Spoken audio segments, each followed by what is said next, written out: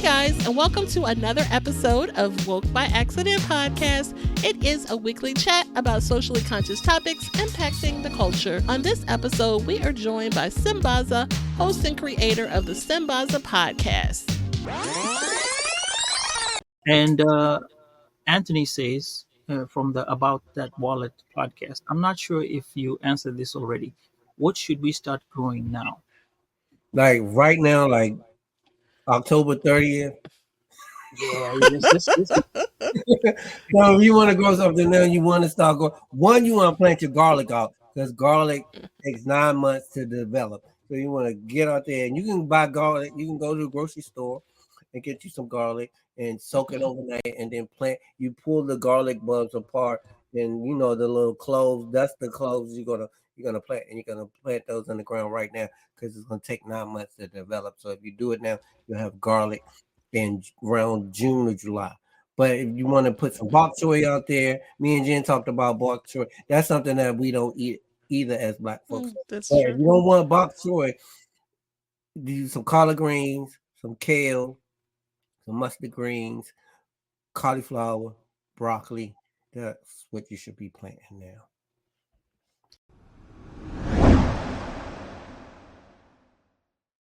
Hey guys, and welcome to another episode of Woke by Accident Podcast, a weekly chat about socially conscious topics impacting the culture. We are happy to have our most favorite co-host, Sambaza, host and creator of the Sambaza Podcast. He is a 3-time nominee for the Best African Diasporan Podcast by the APVA, and he is from the Republic of Kenya in East Africa. His podcast has been recognized by Jollof Radio Media, and he was recently an ambassador and presenter at the 2024 Afros and Audio Podcast Festival.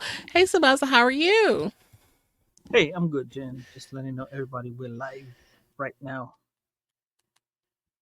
Yes, absolutely. Yeah, it's been a great week. Lots of things happening, and we got a great conversation today. I can't wait for it. Absolutely. So I'm definitely getting into a new episode after some travels. So glad to be back in the swing of things, and we have a great guest for you guys. So we will go ahead and introduce our guest, unless you have any other thoughts to share. Oh, let's get right into it because he's got a lot. Absolutely. For sure. And so, again, welcome guys to Walk by Accident Podcast, Sambaza Podcast collaboration. And today's guests, we're excited to have the founder of Gardening and Beats, a global gardening coach service and business dedicated to building new gardens and empowering beginning gardeners. Originating from the DMV area, our guests work addresses critical issues like food insecurity and sustainability in his community. And what makes his story even more unique is that how he's combined his passion for gardening and music to inspire and uplift others. Today, we will dive into his personal journey, his work in sustainability, and how he is making an impact through both soil and sound. And so, with that, we are happy to bring Mr. Kimani Anku. What's How are up, you? world? Welcome. Welcome. Thank you for having me today. Absolutely. We appreciate you being with us. So really excited to get into this topic about gardening. My mother had a gardening growing up, so I just really appreciate it, and definitely want to get more into hearing about the properties and all of the things about the vegetables and such. So Sambaza. Welcome. And Kimani, it's been great to have you on the show. I think we started off meeting at sometime in Afros and Audio about 2 years ago, but that was just a snippet of what is about to happen today. So we'll start off with you sharing us a background and your personal journey as who is Kimani Anku. So I always like to tell folks, Kimani Anku is like my middle name. My real and full name, government name, and all is Frederick hyphen William Kimani Anku Kenner. So yeah, I like to say that now to people because people was like, I work at my job, so I have some people that have known me for 20 years. They was like Kimani, and then they was like, oh Frederick, Kimani, Frederick. Like they get confused, and then other people in the building was like, who? Who is that? So it's Frederick hyphen William Kamani Anku Kenner. So tonight I am Wow. going to be Kamani Anku, and I spelled the Kamani in all caps. And then yeah, Anku Anku. Um, yeah, from the motherland as well. Kimani is a Kenyan name, but Okay. family Yes. is from Ethiopia. Somehow my granddaddy from Kenya went over to the Ethiopian and it was that. And then somehow my daddy got there and then I can't be in America and then I'm in America. And now that's what it is. That's amazing. I forgot that you have African roots, so Yeah. that's awesome. So I wear the African chain right Awesome. here every day. Come All on, So represent. this is what I'm talking about. That's what I'm talking about. So you grew up in the United States. yes. You mean okay, okay. Yeah. And background school, anything Background you want to share? school. I went to a black school primary till I was about 13 years old. Then I had to go to public school.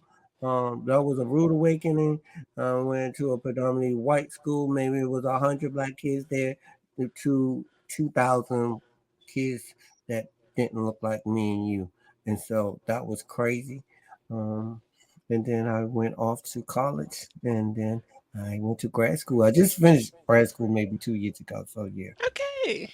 Yeah. Congratulations. Nice. Background didn't have anything to do with food because we're gonna be talking about food and growing food.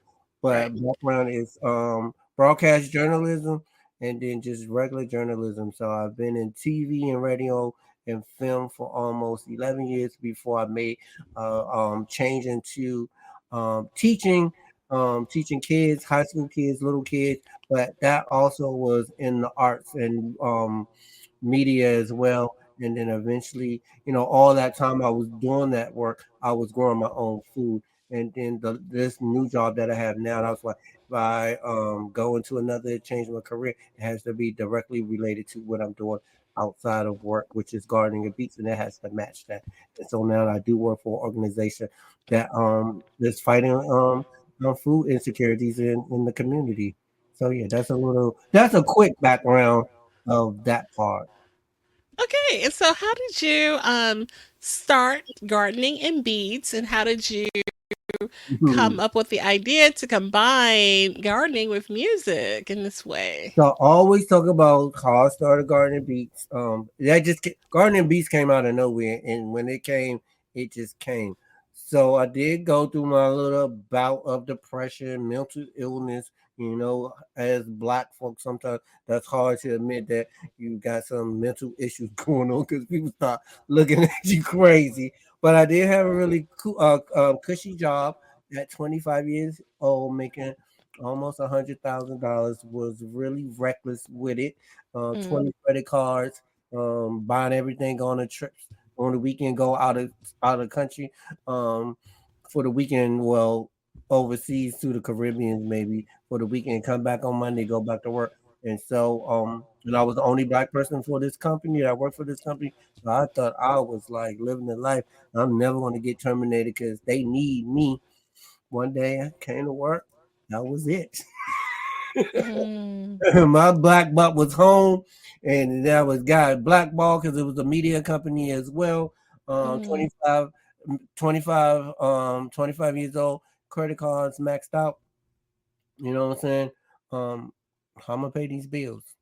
How I'm gonna get back into a TV job? How I'm gonna get back when the director of this company ran a big media company and he knew all the media professionals. So yeah, it was a serious mental health problem to depression where I didn't want to be here no longer. And my mm. mom came to me and she was like, "You need to start a garden." I was like, "Mom, I don't want to start no garden. I'm tired of you telling me to start a garden. I pay people to cut my grass. I don't want to start no garden. I don't even want to be outside. And so eventually I listened to her, and I started a garden, and it started growing. Um, I fell in love with the garden. Um, and when I started falling in love with the garden, I started noticing that, with depression, my depression, I was Mhm. eating comfort foods, the fried chicken, the McDonald's, the Wendy's, Popeyes, all that stuff. That's not good for you.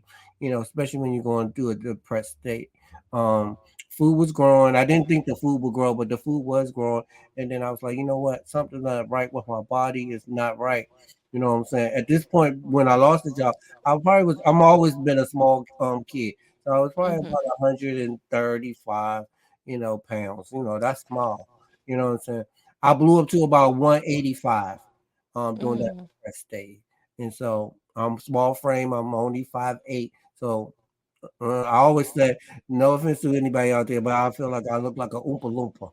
And You know Oompa Loompa. what? I said, okay, I need to go to the doctor, you know what I'm saying? Let me, and we don't want to go to the doctor as black men. So I feared that. So I just got myself together. Went to the doctor because I was like, okay, the garden is growing. My life is kind of like it's taking hold. I still had no job, but I'm gonna go to the doctor. Go to the doctor. He ran down the list. You're gonna have hypertension. You're gonna have diabetes. You're gonna have this. You're gonna have this. You're gonna have that. You're gonna have that. You're gonna do, and you're gonna die at some point. That's what it sounds like. And I was like, no, no, no, I don't want to, and I don't want no medicine, and I don't want to take no pills. My family don't take pills. We don't want that type of stuff. I was like, give me 3 months, and I'll come back, and I'll promise I'm gonna do I'm gonna do good for you. I'm gonna do good by you. And he's like, just make sure you lose weight, because this is not you small frame. You shouldn't be looking like this.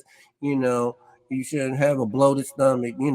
Looking like a Santa Claus. You know what I'm saying? So I said, I'll go home. The garden was growing. I decided to take in raw foods. I decided read some books, and it was the middle of garden season, and I was only growing strawberries and chives because that's what I started with. And then I started adding all more stuff like tomatoes, which I didn't eat, peppers I didn't eat, onions I didn't eat like that.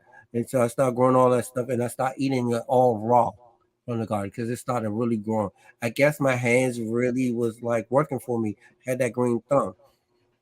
So went back 3 months later. I went from 185 to now 129. Really, really small. And he was like, I said lose some weight. You know what I'm saying? And he was like, In uh, 3 months? yeah, 3 months time, and so it was strictly all raw foods, and most of it came from the garden. And he was like, "I don't have to test your blood. I know you good. Keep stay on this. Maybe gain a little bit more weight because you're Mhm. looking a little frail. You know what I'm saying? You maybe gain a little bit more back some weight. You know what I'm saying? But stay on this directory. And can you come talk to some people some of my patients?" And I was like, "Huh?" They're like, "Yeah, can you come talk to some of my patients?" Because it seems like it's just a matter of you really sticking to changing your diet, and you can fight diabetes, you can fight hypertension, you can fight cholesterol, high cholesterol.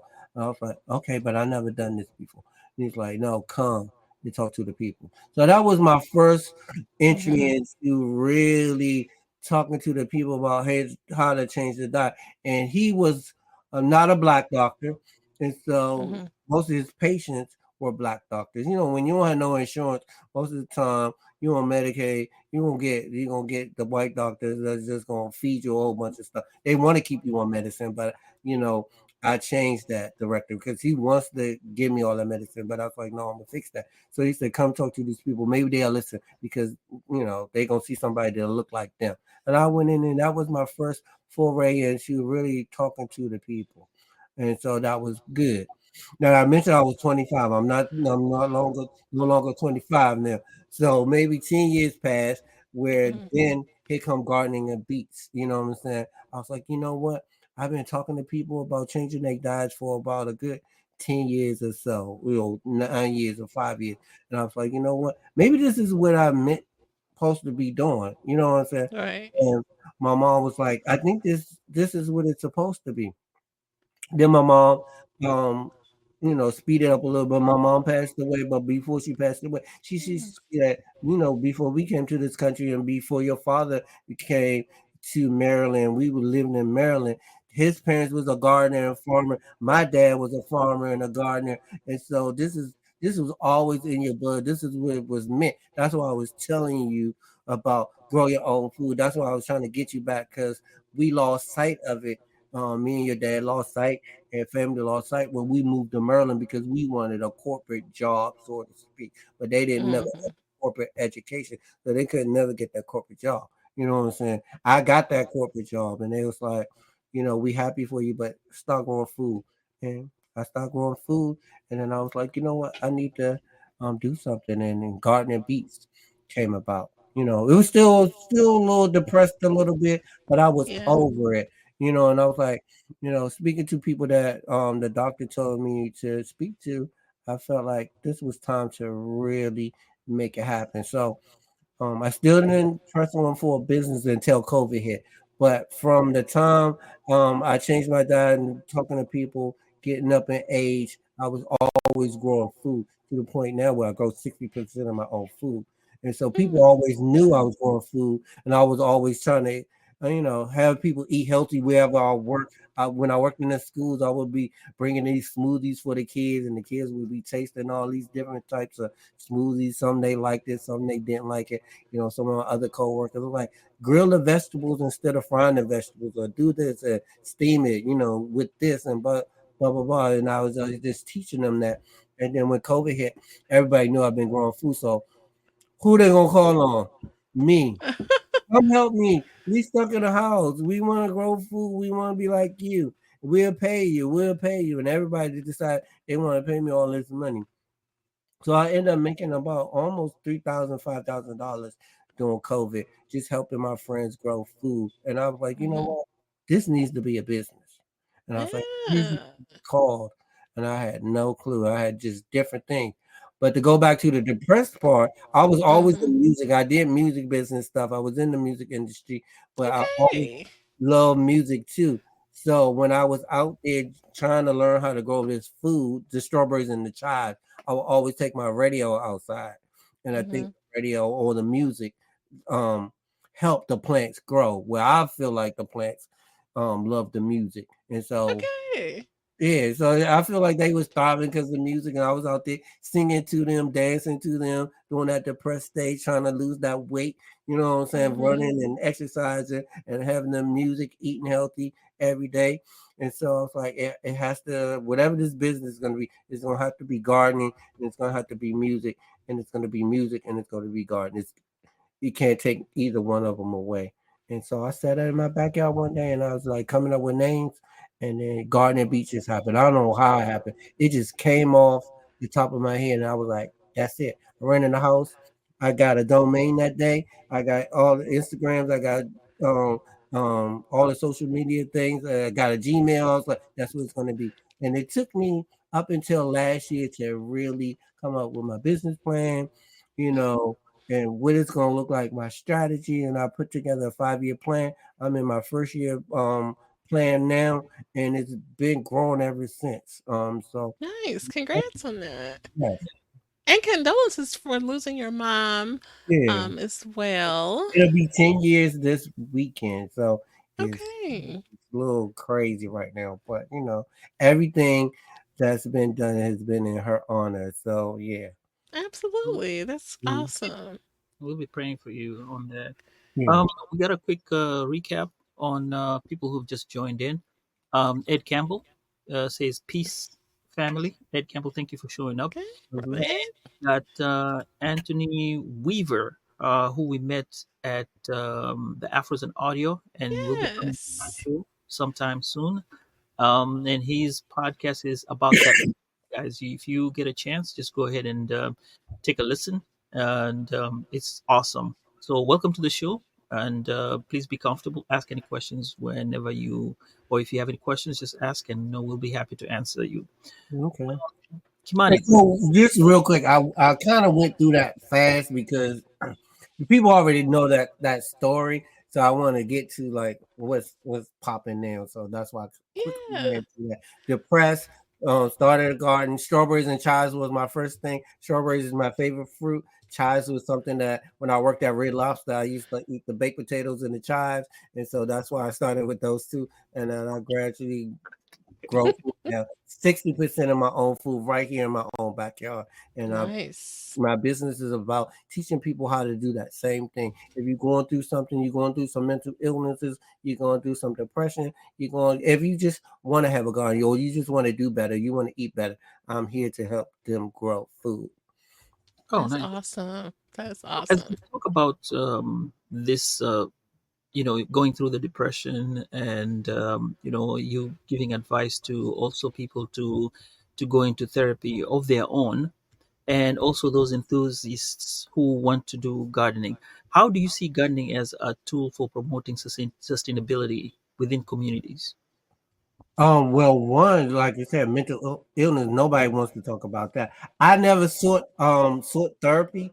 Gardening was my therapy, and so that's all I know. So that's how I'm using the therapy part of that now. But growing your own food is like that's being sustainable, and it's Absolutely. like growing. If it's just one thing you're growing, you just keep doing that until you get good at it, and then you just jump to the next thing. Like I had this strawberries and chives. I started building up stuff. I didn't eat tomatoes. I hated tomatoes, and so when I grew tomatoes, I was like, oh, I can grow tomatoes, and I kept building on that.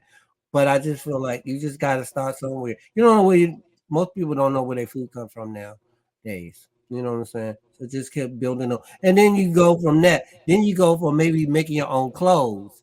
You know what I'm saying? Then Mm-hmm. you like, well, Yeah, I would go that dramatic. Dramatic. I would say probably composting because you're dealing. Or resell thrifted clothes. Yeah, they, you go from composting, then reselling your clothes or thrifting your clothes, and then maybe Mhm. storing your clothes, and then eventually you live in the sustainable life. You doing it all. Yes. I do it all. I sew now. I have a sewing machine. I make my own Nice. clothes. I comp. I recycle. One of the things I'm working on in 2025 is doing a scale or upsell a recyclable type of fashion show, and it's going to have to deal with green spaces and seeds and flower and gardening and remixing clothes.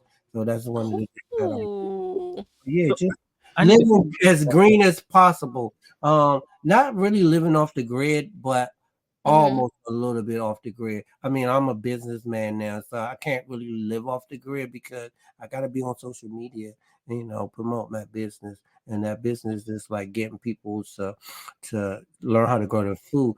Now I expanded that to like doing workshops, kids programming, and getting. I feel like, well, I also worked in the school system, so eventually after high school, teaching high school, I taught little kids.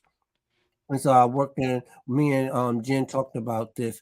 We said bad neighborhood, but it's just the community. So I was at one of them community schools where they didn't really appreciate fruits and vegetables or just healthy. But that's all I grew up with. I mean, I was Mm-hmm. eating before I got into eating meat and then back to being healthy again due to depression and stuff. But I worked at a school, and the job that I currently have, this is like a full circle moment. They used to come to this school where I worked at and bring fresh fruits and vegetables once a month. And so, and then you would take the kids down to them, and they would greet the kids, and they would have activities, and they would give them fresh food and everything. But Mm, the parents didn't like that.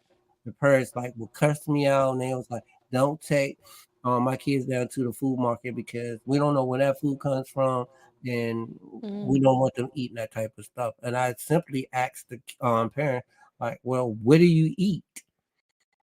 And they was like, "We don't eat that type of shit." And that's I had to say that word.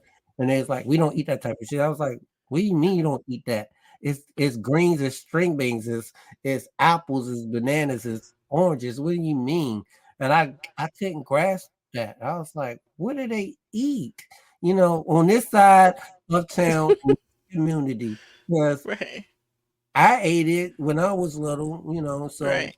in that community is a curry out on every corner. This particular neighborhood Mm. only has two grocery stores in the area. Well, now they have three, but one is Mm. a Lidl's or whatever. But the other two big grocery stores are big name grocery store, but it's only two. So just imagine a neighborhood that probably have over 300,000 people, and you only have two grocery stores. You know what I'm Right. saying? That is a food desert. That's That a is def- food desert. But did you yeah. know a food desert is 0.5 miles from a grocery store? That is considered a food desert if you 0.5 miles from a grocery store. So that was crazy. So I can't Wow. understand why they wouldn't eat it. But then when I mentioned it, there's only two grocery stores in this neighborhood, and there's a carryout on every corner, and there's a corner store on every corner. Oh, Mm-hmm. okay. I'm eating fried chicken. I'm eating Chinese food. I'm eating hot dogs, hamburgers, and all that crap. There's not even really like fast foods in this neighborhood either. They're starting to come now because the times are changing. But when I was working in this school, there was only one McDonald's in this neighborhood. You know what I'm saying? But there was those carryouts on every corner. You know, Right. and what is Oh, carry out? Fried foods, right? Yeah, Mostly, exactly. mostly fried foods. And so I was like, okay, I gotta figure something out because this organization is coming providing free food and it's good stuff, you know. And so Yeah. one day I it's got in my car and was driving down the street. I saw the 7-Eleven. I jumped into the 7-Eleven, and this is when the Takis first came out. Y'all know what Takis are, right? Yes. The hot chips, like almost like hot Cheetos or hot flaming Mm-hmm. Cheetos or whatever. Now, but Takis is like, I guess that's well, it came from the Latino world or the Spanish, but Takis meaning hot. So I went in there and I got a bag of Takis and a flaming hot Cheetos, and I flipped over the back and read the ingredients. And some of the stuff I couldn't read, but then I made out like onion, garlic, cayenne, sugar, honey, whatever. I was like, you know what? I'm gonna make something and I'm gonna bring it back to school. And so that day, that particular day, that the market came to the school, I had about 50 bags in my car because they didn't want the kids to take it. So I didn't know what to do. I said maybe my neighbors would eat some fresh cabbage, some fresh carrots, well, a bunch of carrots. So I chopped the carrots up like fries and I made the ingredients that was on the back of the Taki package without the red dye and the blue dye and all that stuff. Just Yeah. stuff. And I took them back the next day and I fed it to all the kids. And all the kids in the whole school was coming up to me and they was like, "Oh my God, these is like flaming carrots. They're like flaming carrots. Oh my God, where do you get this from?" And then all the kids wanted to come to my table and eat up the thing. And then it's time for them to go home. They go home, they tell their parents. Next day the parents come up there. Where is he? Where is he? Oh no. Oh, shit, I'm gonna be in trouble again. Okay, I said I Oh. wasn't gonna take them to the market. I took all the bags home, and then they gonna come and get me for giving them kids flaming hot carrots. You know, maybe it was too hot for them, but they liked it. You know, and they come up to me and they was like, "I want to know where you get that recipe from, because my kids love these flaming carrots or whatever the fuck they call. That's how they talk. You know, in that community." Sorry, Oh. but I was like, the same place that you said you didn't eat that type of stuff. That's where Mm-hmm. that's from. And they was like, "Oh wow." And then they was like, "Can we get the recipe?" And so I started changing people's minds then. You know what I'm saying? Mm-hmm. So that even led me to now not only teaching people how to grow the food, but how to prepare the foods. And then that comes added on. Okay, now I can have workshops and I can invite people and see me in person, and kids can come and kids can cook with me, and I can play music, you know, and play some of my own music and play stuff they never heard and expose them to new artists and then new ways to cook this food. And so it's become now I'm doing workshops, I'm doing art events, I'm doing sip and paints, I'm doing planning sessions, getting your hands in the dirt. And so yeah, it's been growing. Nice. Nice. And I love how music is a playing a role with the gardening and beats. You mentioned that with in the school, the response wasn't always warm, but as far as the gardening and beats, your clients that you work with that way, the response has been well as far as the music and the gardening together.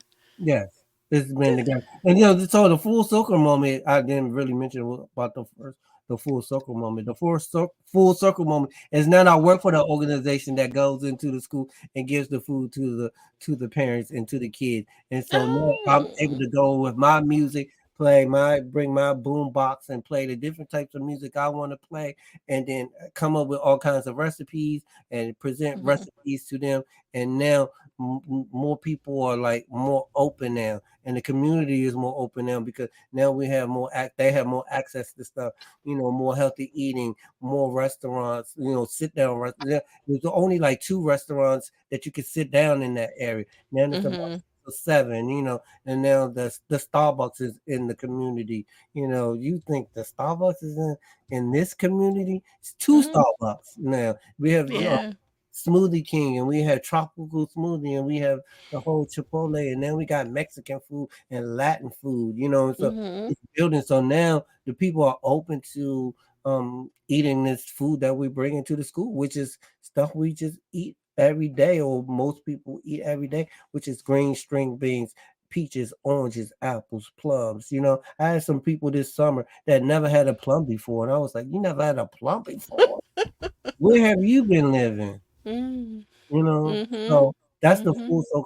full circle moment for me, is to be able to do all that now, and live my passion and work my passion. And who does that? A lot of people don't get a chance to work Absolutely. their passion or their purpose. All right. Nice. And I think we're going to take a short question here. Okay. Um, and we'll get a comment first from Ed. Ed Okay. says, "This is such an empowering podcast. Thank you, Uncle, for this podcast about food security and gardening." And Anthony says from the About That Wallet podcast, "I'm not sure if you answered this already. What should we start growing now?" Like right now, like October 30th. Yeah, yes. So if you want to grow something now, you want to start growing. One, you want to plant your garlic out because garlic takes 9 months to develop. So you want to get out there, and you can buy garlic. You can go to the grocery store and get you some garlic and soak it Mhm. overnight, and then plant. You pull the garlic bulbs apart, and the little cloves. That's the cloves you're gonna plant, and you're gonna plant those in the ground right now because it's gonna take 9 months to develop. So if you do it now, you'll have garlic in around June or July. But if you want to put some bok choy out there, me and Jen talked about bok choy. That's something that we don't eat either as black folks. Mm, that's But if true. you don't want bok choy, do some collard greens, some kale, some mustard greens, cauliflower, broccoli. That's what you should be planting now. That Oh, actually nice. is a good question because, like you said, sometimes it takes 9 months. Sometimes it Mhm. takes, depending on what it is. Yeah. And There's those yeah. the vegetables I mentioned, those do really well in the wintertime. So Hmm. you can grow some collard greens, and collard greens can they can freeze. Grandma said eat the greens when they get that first frost on it because they taste really good right now. So yeah, you could do that. So collard greens, kale, mustard Hmm. greens is my favorite. Bok choy, um, there's a cauliflower, and your garlic. Yeah, Okay. Comment about garlic. yeah. I'm trying to get with that compost thing that you were Putting talking over the about. 9 months. Oh yeah. Mm. So Someone, all of the I'm not. composting by taking all those bags of food home that the kids didn't want to, well, the parents didn't want the kids to take home. And Mm. I was like, I knocked on every door in my neighborhood. You want a bag? And it was still bags left over. Wow. So I was like, what do I do with this? I had no idea, like the whole thing, how compost really work. I knew composting. I'm big on putting up paper. Most people know composting with just paper. Put the paper in, Right. recycle, Mhm. do that. But actually doing the fruits and vegetables, I ran out to all these just came in my neighborhood at that point, and I got me a compost bin, 65-gallon compost bin, and I dumped all that stuff in there, and took the cheese out because you don't want to put no cheese. Took the cheese Okay. out, and then just start throwing all that stuff in there. And I think that was probably around this time, around November. I think by June that stuff was broken down and it looked like soil. And I was like, I got soil. You know, Wow. what do I do with it? And then I started on YouTube reading books, and it's like you take that compost and then you put it in your garden, and then it helps grows the food, and add nutrients. And then I was like, I'm composting, That's I'm not cool. recycling paper, but I'm composting. And so I'm big on composting. I have, teach composting at work, and I do workshops outside. And for Garden Beach, I teach people how to do that, and it's called Black Gold now. That's what they call it. And so I done a tumbler now. I got a 65 gallon. That 65-gallon compost bin is still working. I throw Wow. everybody that comes to my house gets mad because I was like, you gotta put it in there. You gotta put it in there. To the point where I got my county to start doing a compost programming. And you just keep it right next to the trash can or what? Mm-hmm. Like, Well, I keep mine all the way in the back of my yard, so like rodents and stuff don't get into it. But yeah, you can keep it Okay. right. oh, like while you're building it up until it's full or what Mm-hmm. have you.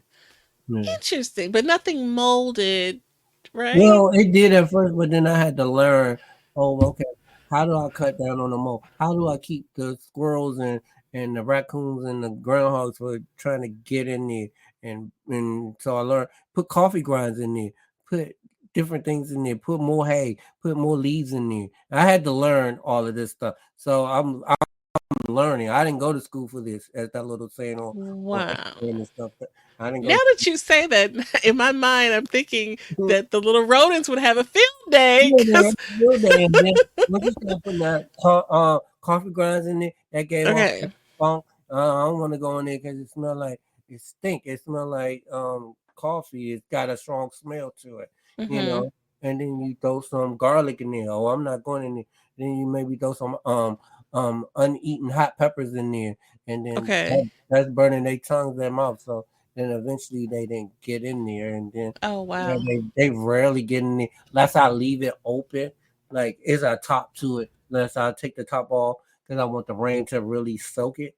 And so sometimes they might get in there because it might be a half-eaten watermelon or something. So Okay. they So, want Mazel, look at these questions. Yeah, we got a lot of questions here. First of all, garlic. About the wall, it Okay. says garlic. And let me know about the 9 month growth, kale, greens, and broccoli.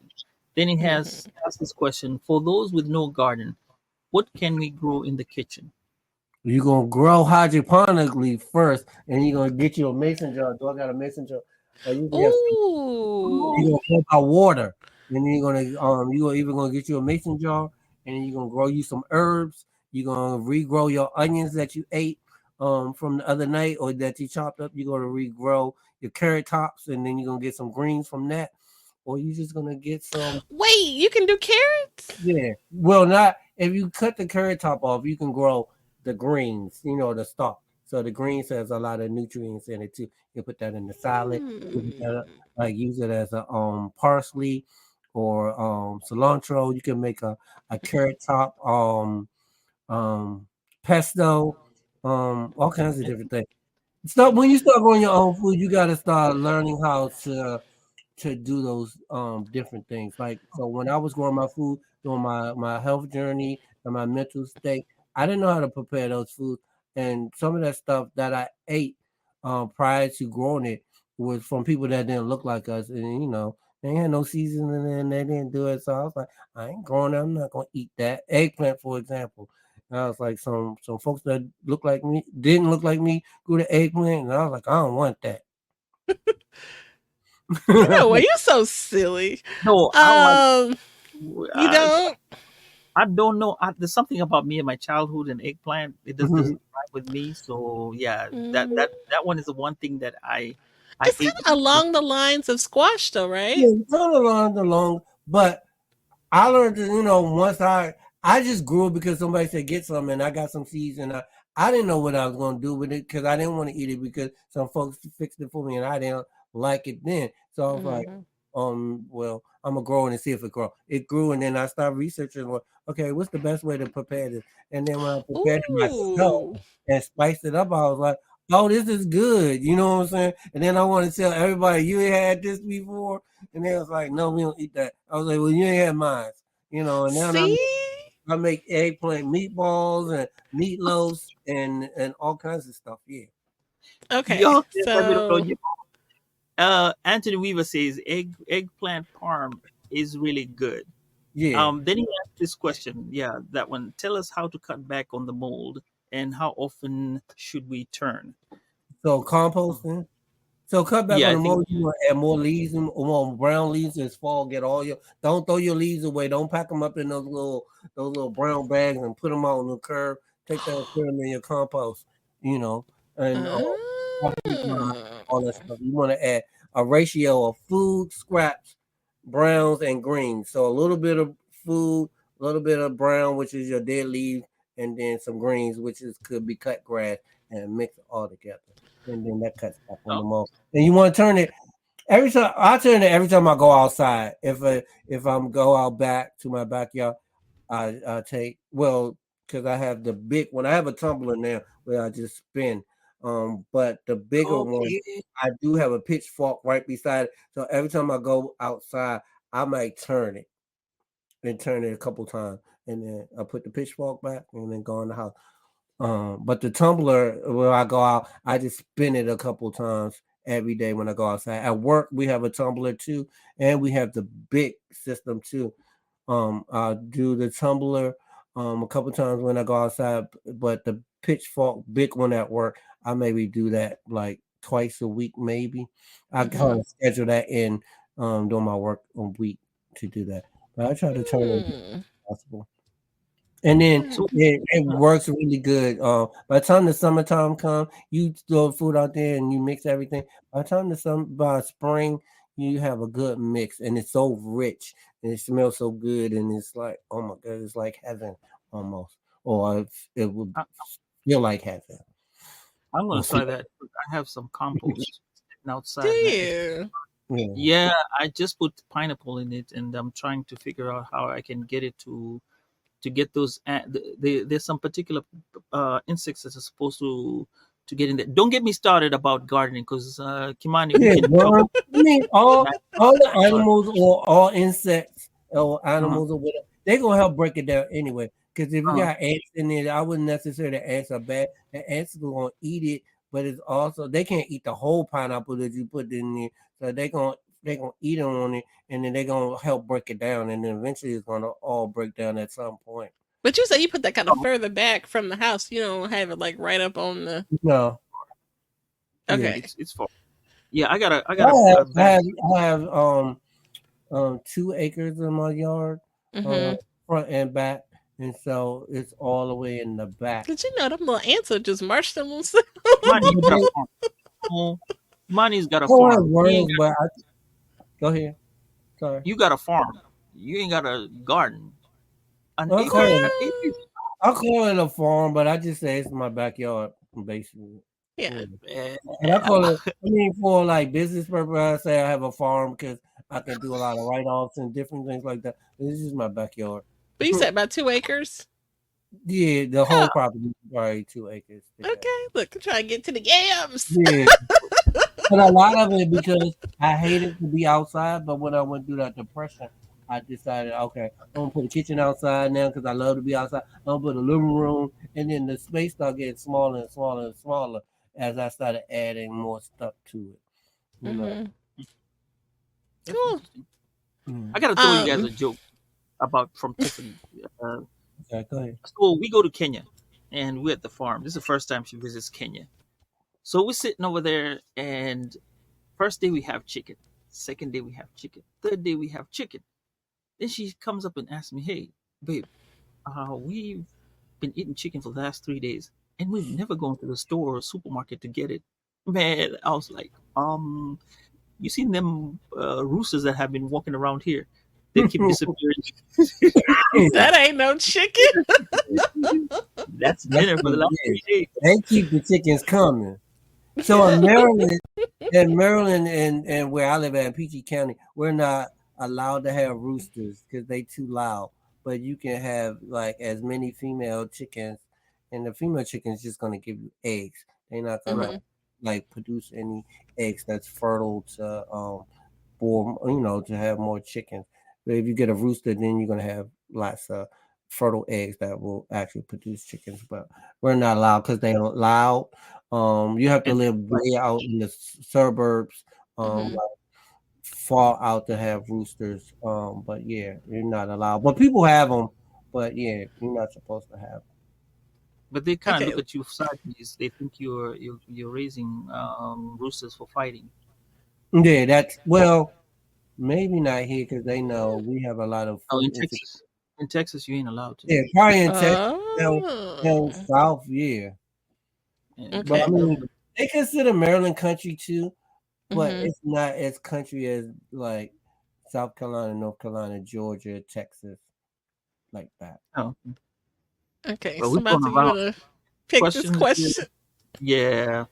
Anthony asked, speaking of yams, when should you start growing yams? Probably June. June. Okay. Around Oh, June, and then around June, then by the time Thanksgiving roll around, then you just go get your yams out your yard. hey, Um, yeah, that's Mm. and right. then you have your yams, your little sweet potatoes or yams or whatever. I did that maybe 5 years ago. I said, "Ooh, I'm gonna grow my own sweet potatoes." Yeah, yeah, my own yams. So I got the yams. I didn't know what I was doing. Somebody said put them in a bucket, 5 gallon bucket, and then somebody said put it in a baby pool. I had dogs at the time, so I wasn't doing a lot of in ground stuff because the dogs was digging up the stuff. So they was like get a baby pool and put holes in it. So I got the baby pool like they said, and I put the yams in there. I covered it up with the dirt. And by the time November came, I had over 50 pounds of yams. And What? I was so sick of yams that I was like, I'll never grow those again because 50 I don't pounds? know what to do with it. My house is small. Oh Only three my people live in my God. household. 3 people cannot eat 50 pounds of yams. You know. And you grew 50. Do you Yeah. know back in Yeah, the my day? neighbors, my coworkers had some. I would, everybody had some, and then I found out that it was good for dogs, and Mm-hmm. so I end up getting them and dehydrating them down and making treats for the Mm-hmm. dogs. And then Mm-hmm. the dogs had them and everybody had them. And I was like, I'm not going to do it. I haven't grown them again since this year. So it was about 5 to 6 years ago I grew them. And it was just so many that I decided, okay, they all gone now. Maybe I'm going to do one sweet potato plant and grow those. But did you know, like East African people and Nigerian people and West Africa, South Africa, they eat sweet potato leaves, and so I got hip to sweet potato leaves 2 years ago from someone that doesn't look like us. Like, Really? oh my goodness, they gonna give me sweet potato leaves. I don't know if I want that. And Yeah, you cook them down like You cook them, well, they fried them. This was mm, they took it and they battered it up and they made and it looked like a sweet potato leaf and it was fried. uh-huh. And they had a sweet chili sauce with it. And they say, I want you to try. So I was on their podcast. So I was talking about turmeric. And so he wanted his podcast, he'll talk about something like with vegetable or herb or whatever that matches Mm-hmm.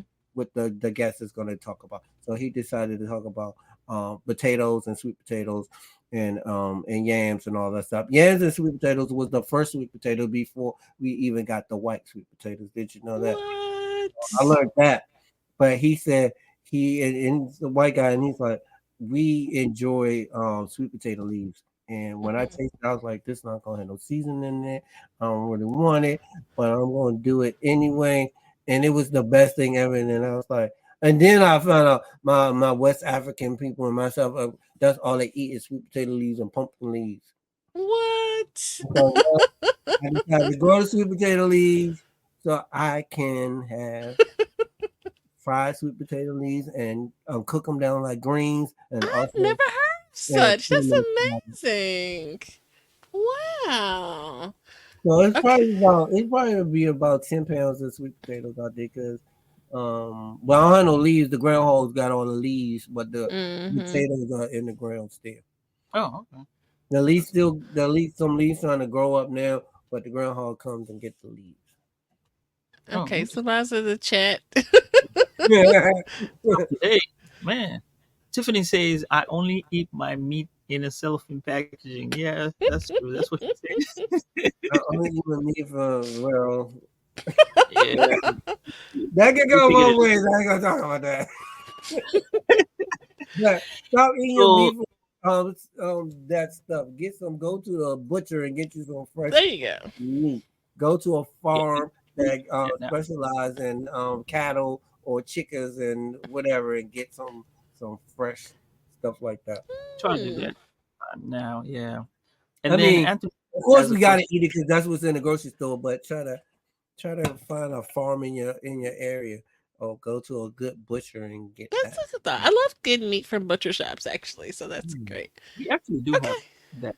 hmm And Hmm. then Yeah. Anthony Weaver has question as a comment in a question. It says the three vegetables that Native Americans traditionally grew together are corn, beans, and squash, Squash. which are known as the three sisters. Have you tried this method? I have tried that Oh, method, and it you haven't works. tried? But you gotta be careful because if you get the squash bug, and then the squash bug's gonna attack the corn, and then those bugs gonna um attack the The string bean. bean. Yeah. So to avoid that, you can throw. This is one of my gems. You throw some basil down there or some Hmm. rosemary, and you grow it with that because bugs don't like that smell of the basil or the rosemary or the lavender or the thyme, and you Hmm. whatever got a real fragrance, strong fragrance, you put that down in there and mix it up too. And then if you add basil, and sometime you get a better taste than corn, you get a better taste than beans, and you get a better taste than squash. Because So, that flavor is going to mm-hmm. permeate, right? Yeah, that's the word. It's Yeah. gonna permeate into. Mm. A lot of times, the people grow tomatoes with basil, and if you grow it right and you do it right, your tomato tastes way better. So that person, I don't know if that's Ed or somebody else. He knows gardening. He's trying to Yeah, fix. he does. Yeah. I know what I'm talking about. Like the three sisters. Oh my Yeah. gosh. I This don't is. always use them. I don't always use that method, but I have Mm. used it. I only use it because for some reason the corn and the beans always grow, but the squash bugs always get the squash. So if you mixing all three of them together, there's a chance that the bugs gonna take over three of them. Now, if I was a Mm. real farmer, that won't work. That wouldn't work for me because it's gonna eat up all my crops, and then I don't have no crops to sell to grocery store or the farmers market or invite people to the farm to get it fresh. So, you know, that don't always work. You know what I'm saying? Wow. You also want to rotate your crops too. You don't always want to grow the corn and the beans and the squash at the same time in the same place because then you're killing the soil, and then the soil ain't gonna be no good. Oh, okay. And I have this question. that's what's been happening with in the world in general. So when they say, "Oh, don't eat soy. Soy is bad. Don't eat what is it? Wheat. Don't eat wheat. Don't eat Mm-hmm. that. It's bad. You get gluten free." What's happening is the farmers is growing. They just grow all wheat, and they grow wheat all year round in the same spot. And so the wheat, once you kill the soil, there is not gonna no nutrients and stuff is coming to the soil or the soybeans, which turns out to be soy. So it's not going to be good. Oh, corn as well. They grow corn. They grow bunches of corn mazes all over the country. You know, Texas. You in Texas. You in St. Louis. They probably got big cornfields, and so Mm-hmm. that corn starts to get not good because they're not rotating the crops. You know what I'm saying? So then you kill off the soil. They said this one guy, I forgot his name, but he said the soil is going to be dead in about another 20 years, and we might not be able to grow stuff. So that's where you get into like hydroponics and growing stuff by water. But Oh Oh, wow. so to keep your soil fresh and stuff, you want to constantly rotate. So one year you plant the corn, and then the next year you come back, then you plant tomatoes where the corn was, and then you keep rotating that so mhm. you can save your soil. But that's why some of the fruits and vegetables you buy at the grocery store is really bad because they're not really getting all of the nutrients. They getting the same type of stuff. And so Why to you say that? huh? Who Why you said say that? who me? Yeah, the ones that you get at the Yeah, grocery store. it's not coming from the farmers market because they're not rotating their crop. So the soil is dying. So what they have to do with the soil? If the soil is dying, Oh, what do they have to do? put some artificial stuff that ain't Yeah, real. you gotta add stuff to it. So if they not building their own compost system and Manipulated, right? compost, and then they put in some other kinds of dangerous substance in the ground, and then Oh you got my. that breaks down the nutrients. Then you go and you get it from the grocery store, and then you eat it, and then what? Now you got a allergic a reaction to gluten now, or you got some pesticide in your system. Then you got stomach cancer, and then you got colon cancer, and then you got breast cancer, then you got brain cancer, and then you got diabetes, and then you got hypertension. You know what I'm Mm. saying? And So then where you get your vegetables matters, right? yes. I mean, I still shop at the Wow. grocery store, but I don't shop that much at the grocery store. I mean, Oh wow. I grow 60% of my own food. The only time I buy anything like a tomato or something is probably during the winter time if I can't grow it inside the house in the hydroponic system, and I need that tomato for that salad. You know what I'm saying? That Mm. fresh garden salad. Because I'm growing my lettuce outside because you can grow lettuce in the wintertime, but I need that good tomato to add that nice little salad So mix. if you see like a guy that's, imagine would be a farmer, they have a farm, they're selling their watermelons or whatever on the side of the road, that's not bad because you know he really grew it. That's, well, Or depends. he did. Is it a business or you just growing a couple watermelons? If it's a Mm, business and all you're doing is growing watermelon, what methods are you using? Are you putting fertilizer down there to grow all these watermelons so they could be really big? They can still have seeds in it. People say don't eat the watermelons that don't have seeds. All right. watermelons have seeds in it. The ones that don't have seeds, how did you grow the watermelon? They just grow in the lab. Some people just think it grows in the lab. But if you have a farm and that's your business, watermelon is your primary business. How you getting all these watermelons? What methods are you using? And then if it's a farmer, you can go talk to them on the side or have a visit. You go and ask them what type of and methods are they using. Are you using just compost? Are you composting these watermelons that go bad? Mhm. Or are you Mhm. putting down some fertilizer that you got from your local big box store or from some other company? You know, Mhm. so you have to really know. I'm not Oh saying don't go wow. shop at the grocery store because we gotta go to the grocery store. Right. And I think the average person, and COVID showed that. Some grocery stores was gonna be shut down. We always depend on the grocery store, and we take grocery stores for granted. When Mhm. is the next pandemic coming? When is the next um we were talking about in Florida they had all these hurricanes. Where's all that food gonna come from? You know what I'm saying? And so if you growing it, you know where it comes from. You know Yeah, Right. it's a lot. I mean, even like grocery stores, with composting, the grocery stores make a big profit off compost now. Compost is a hot commodity. The grocery store has rotten vegetables. They sell those to composting companies, and then they go and they take it and then they turn it into a fertilizer. But instead of giving it to us, because we got all three of us or all the people on the call got a farm, we can't just go to the grocery store and give us all of the bad vegetables. They're not going to do that. They want to make some profit off it. So it's always big business and all this stuff. But That's true. be That's careful true. what you get from a grocery store. I usually go to international markets, but you still gotta ask questions. I feel like Mhm. you always ask questions about anything and everything you get. No, I'm a little OCD on that. I want to know where it came from, how you grew, what methods, what type of fertilizer did you use? Did you just use compost or did you get some Miracle Grow? What did you get? You know, True. Where's your farm located at? It's like dude Sambaza has a farm and he used Miracle Grow, and then Jen, you got an all organic farm, and your farms are next to each other. Is Jen farm low down to the ground and Sambaza farm up high? And so if Sambaza farm is up high and Jen farm is low, and then Sambaza use America Grow, which is not a good thing.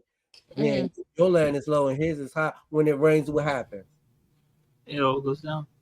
It goes down, right? Because your farm is lower to the ground and his is up on the hill. Mm-hmm. So Mm-hmm. America Grow is going down like that. But yeah, my farm is all organic. My farm is all organic. I got all organic. But really, it might not be because the Sambaza farm, he use America Grow, it's seeping down into your thing. And then you got a mixture of organic and America Grow growing in your farm. So Oh wow. you don't gotta get that deep, but I'm in it. I'm in it. I'm deep in it. So my Right. yard was low. My yard was low, and then my neighbor's yard, because I taught them how to garden, theirs was a little high.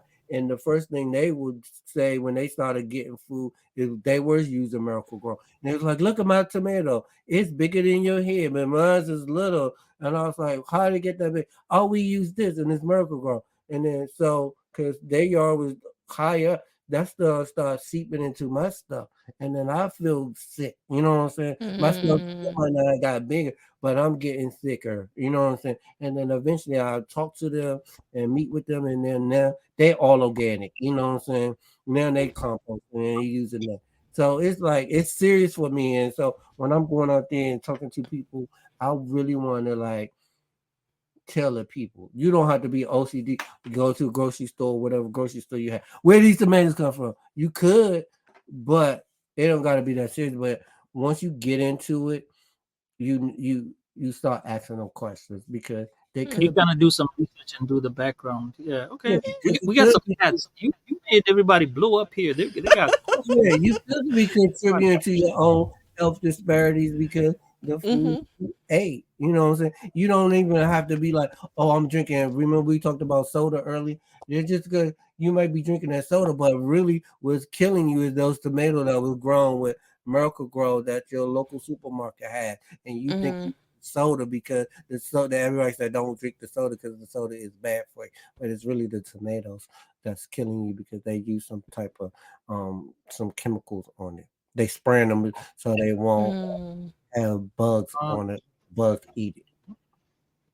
So so we I got some. try real Um, quick. I try not mhm. to do like sell my vegetables to anybody, because I don't. One, that's a drag going out to a farmer's market every week, and you might not get no good product. I maybe give it away or sell it to my neighbors and Mm-hmm. family and friends, but I don't want to be on that side of that because one year you might not get those watermelons that you see on the side of the road. Yeah. You know what I'm saying? Or then you say, I didn't get no watermelon. So what can I do now? Okay, if I put Miracle Grow or some kind of other fertilizer and get all these watermelons, then I go to farm, then I got all these watermelons. Yeah, they got seeds in it, but still you done poison them with. So it's like, it's crazy. Mm. I mean, we still all got to eat, but like, what do we eat? You know? And then I That's say true. balance.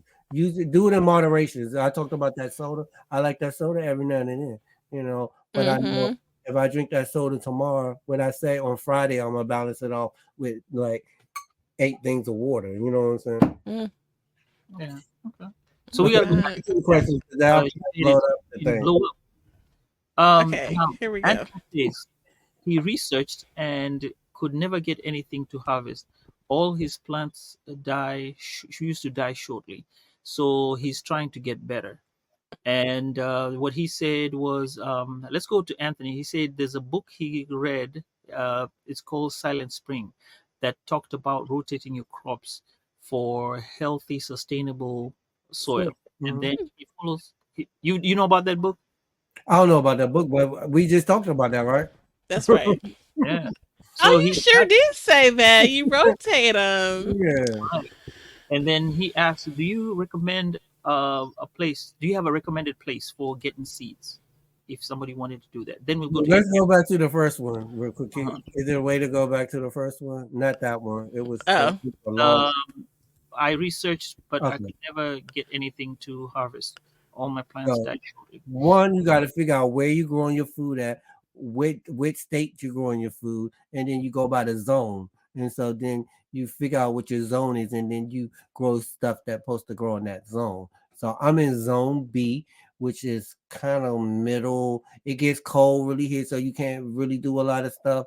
You can't really grow a lot of food. You only have a certain amount of time frame to grow. It's usually well, now that I figured it out because I've learned. You build hot tunnels, you put covers over stuff, so I can Mhm. grow food all year long. But most places can't grow food all year. Ohio's a place that you only have a certain amount of time. You have Mhm. 4 months. Texas, you in Texas, you could probably grow all year long, but then that heat kills a lot of stuff. You know what I'm saying? But Yes. with that, then you got to learn how to cover your crops with cover Mhm. crops and different stuff, the shade. But you probably have a more longer time to grow in Texas just because it is warm. St. Louis probably not because it gets cold there too.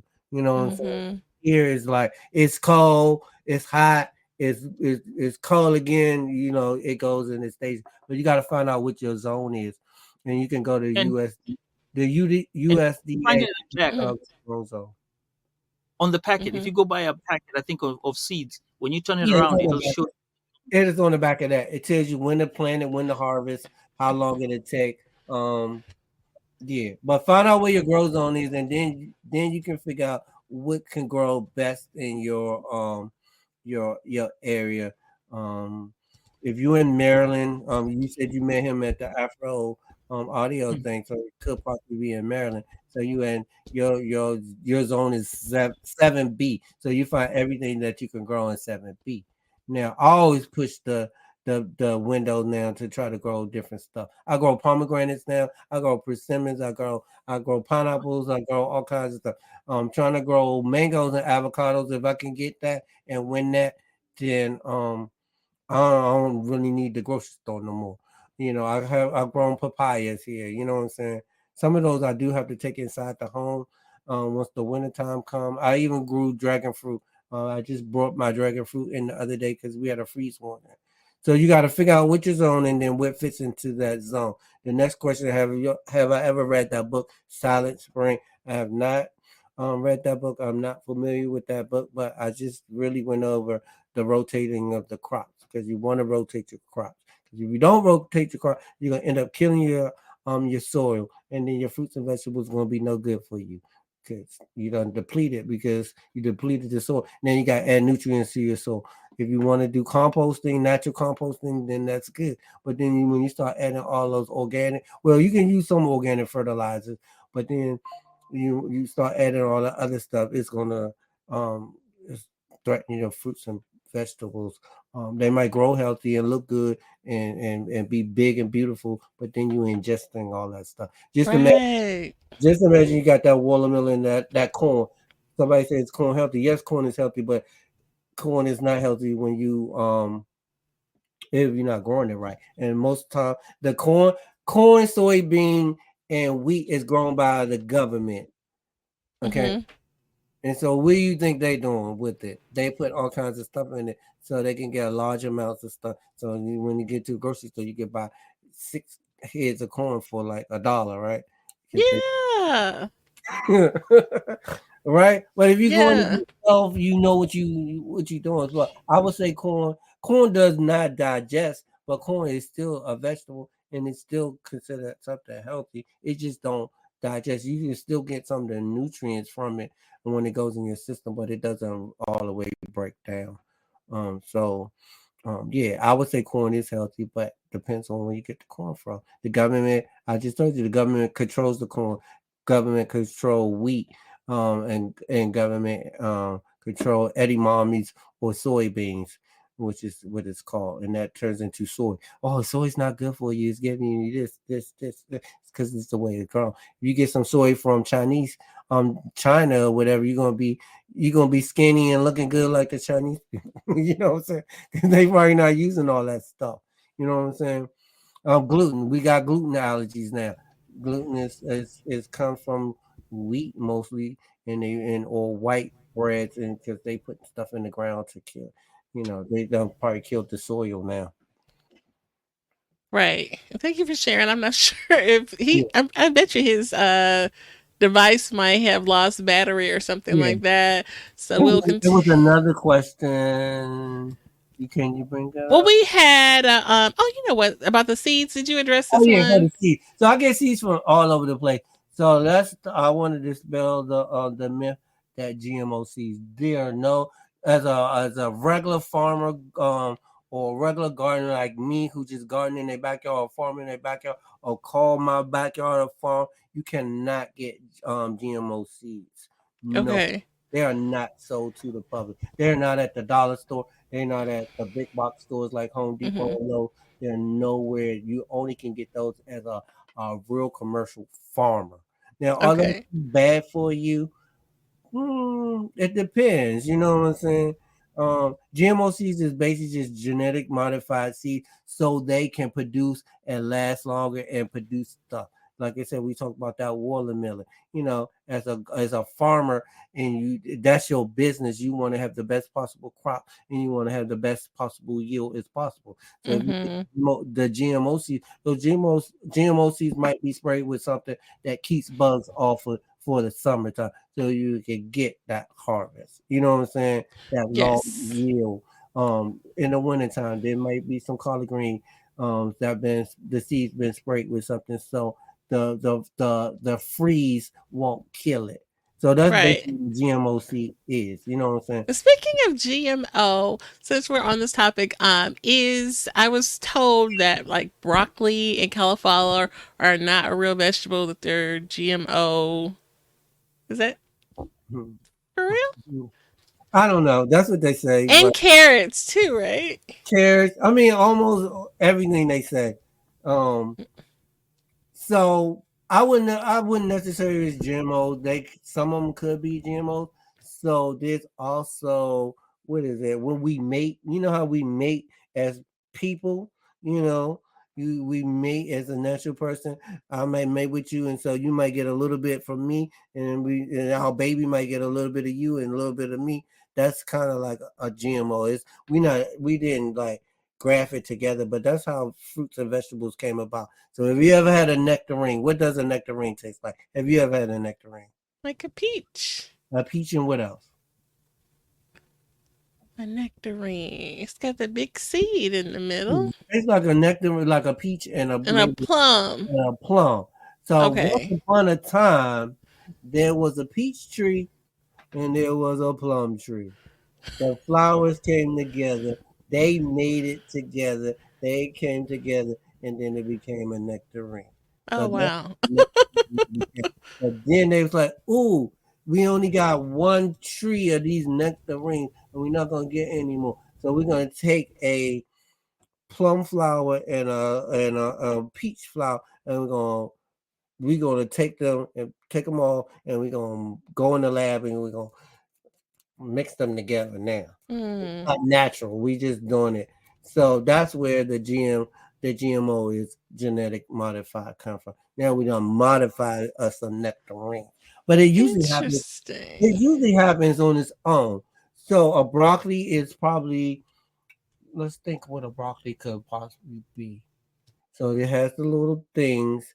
It could be some type of kale or some type of collar, and it was merged with something else, or something else came and made it to a broccoli, and then we call it a broccoli. And so then it grew, and then it was like, oh, oh, we don't have no more seeds. So let's merge the two together, whatever that combination is. I don't know what the combination is, but I know that's probably where the cauliflower came from. They probably took some type of white vegetable or plant or flower, and they merged it with the broccoli, and then we have a cauliflower because cauliflower and the broccoli is almost the same, right?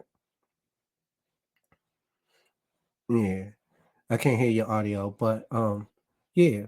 Oh, I hit the button. Sorry about that. Okay. It, I mean, I wouldn't say GMOs is bad for you, but then Yeah.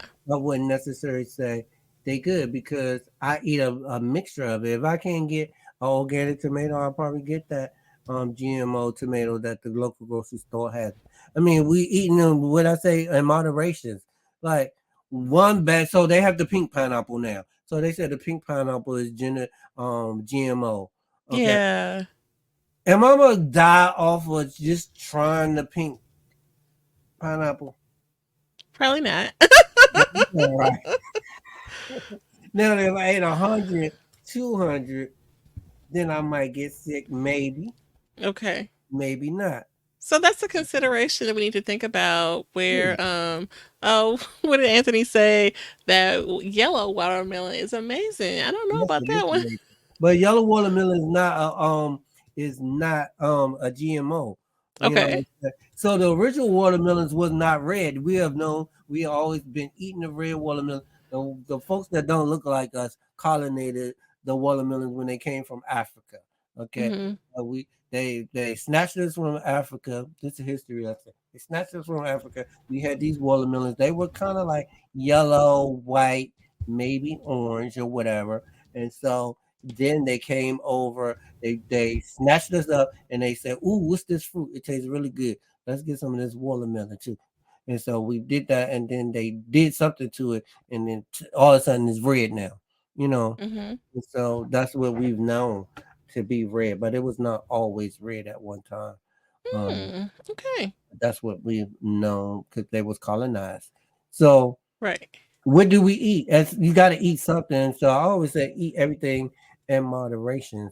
Okay. You know what I'm saying? Whether that's you think that broccoli is not real or that carrots is not real. I don't know where the carrots would come from. I just know maybe something orange. I'm thinking of orange because they do kind of taste sweet. But where's the other part of it? Right. And then I guess the logic behind that is that because it didn't have a seed, that's why it's fake because it doesn't have a seed. Well, it does have a seed. What, a carrot? Yeah. The top? The tops? Yeah, the tops. It's so you let the top grow and grow and grow and grow. Eventually, you're gonna get a That's seed. what okay. All right. No, I'm saying so I've had these conversations, so no, Yeah, this is I mean, good. it's This is weird to good. just think like, okay, where, where? How did this carrot come about?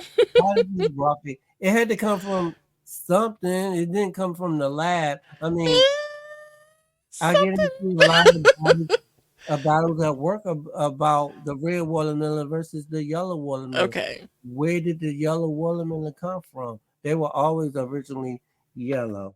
You know what I'm saying? Right. And we just got hip to it. You know, somebody took the red watermelon and that became a commodity and that made people rich, and so that's what's the selling. And then we got the reason why we you know, they talk about watermelon and black people and stuff, and sometimes it seems offensive is because the white folks made it. I'll just be real. I'm gonna say white folks. White folks demonized it. You know what I'm saying? They Mm, demonized it for a reason, so they could snatch it from us because that was our primary business when we after slavery. We knew how to grow watermelon. Watermelon's great, you know, and it was real healthy, and it is healthy. And then they found out that we were making big profits off it. So why not take it? And but the only way we could take it is demonize it. And then they demonize it, and then we stop eating it, and then they profit off it and then make money. And then we like when we hear ooh fried chicken and watermelon, what we say? We think it's very offensive, right? Didn't right. Donald Trump just do that? People at that thing in New Yes. York talked about we was carving watermelons. That's Mm-hmm. to demonize us. And and you know, our younger people or our generation looked at it like, ooh, that's a bad thing. Don't give me no watermelon. And specifically, there are imagery, and I guess depending on the time period or the age of people, they may not know and they may not have seen some of these images, but there are stereotypical images of black people maybe sitting on the side of the road with watermelons with exaggerated features, Mhm. and these images are offensive because of the exaggeration features of the characters of black people. And then, like you said, it just over time it became a culture of this imagery, think Birth of a Nation and all those stereotypes, in that film. If you don't know, you want to look that up, and just those images that are And that offensive. was done on purpose. That was done so we will be demonized. Now we don't want as black people don't want to be affiliated with it because it was like it looked so bad. It was a bad image. Look at the Hmm. thick lip, the exaggerated faces, and the feature eating a piece of watermelon. Ooh, I don't want to be associated with that. You know what I'm saying? And then they put that on white folk, and white people, they start demonizing the black folks too. Oh, they eat watermelon. You know, they think Yeah. they see those images, and then we didn't want to be a part of that. And then once that happened, you know, it only take a few people to not like it as a black person. Then they came and they was behind us, and then they came and got it, and then they made all the money off it.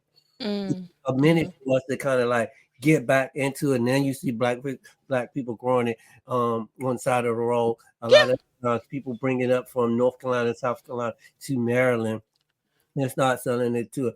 And they figure out that we was brainwashed, even with Right. farming in general.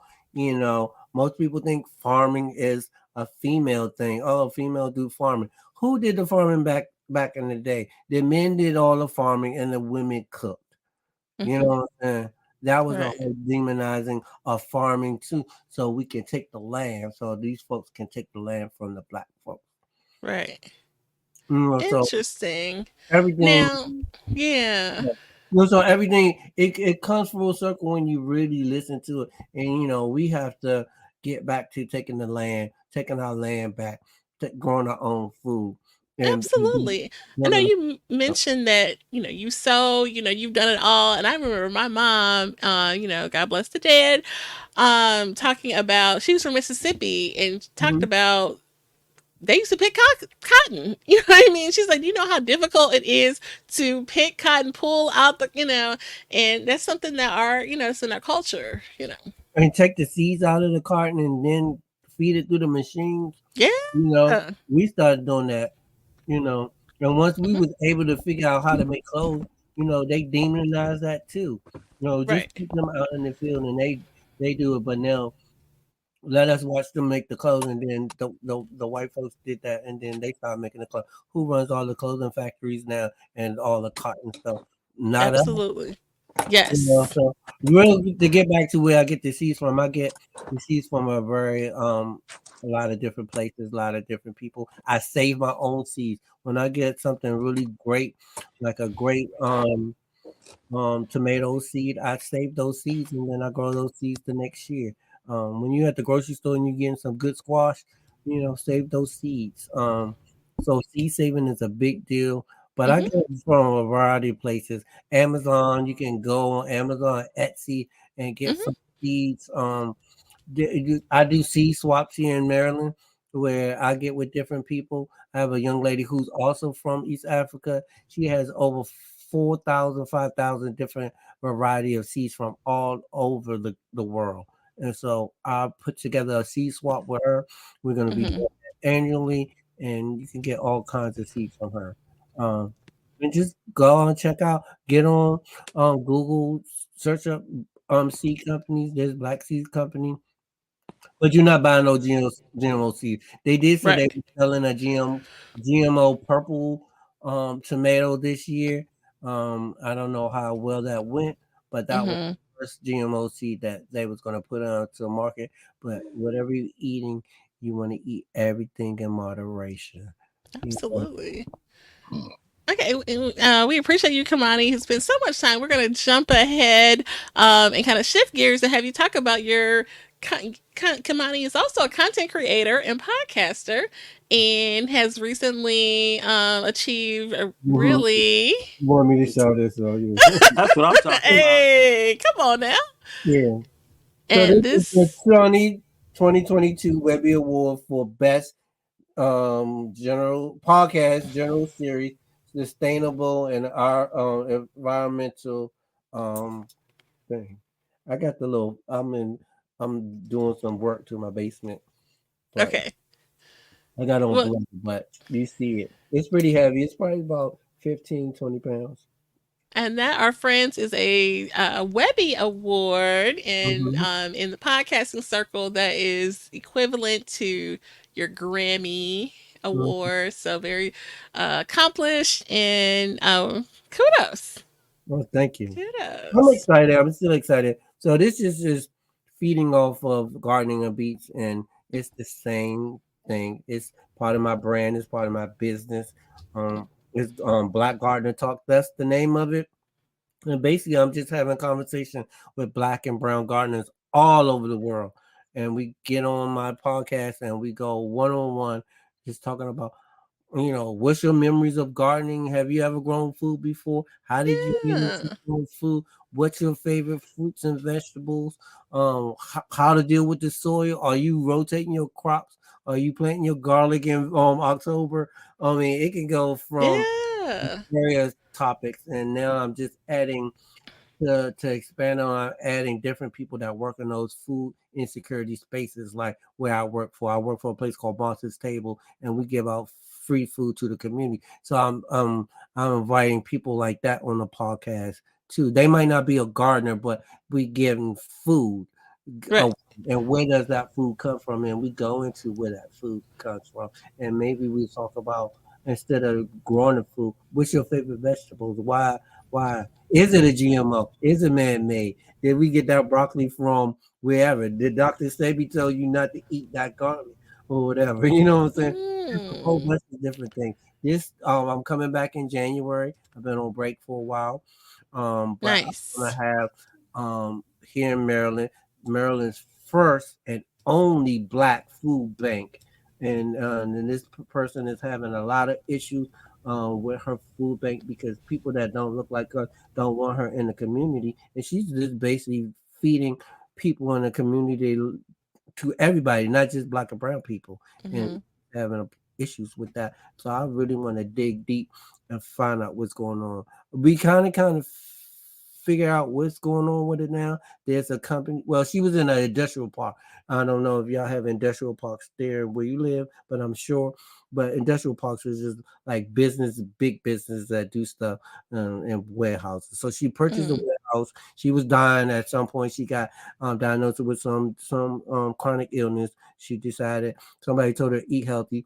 So she said if she could eat healthy and change the way her diseases affected her, maybe she could do this for a community. So her and her Hmm. husband bought a warehouse and decided to buy food from different farms and local Hmm. farmers, and then feed the community and give this food out for free to the community. Wow. Moved into the industrial park. That's where the warehouse, because it was cheap.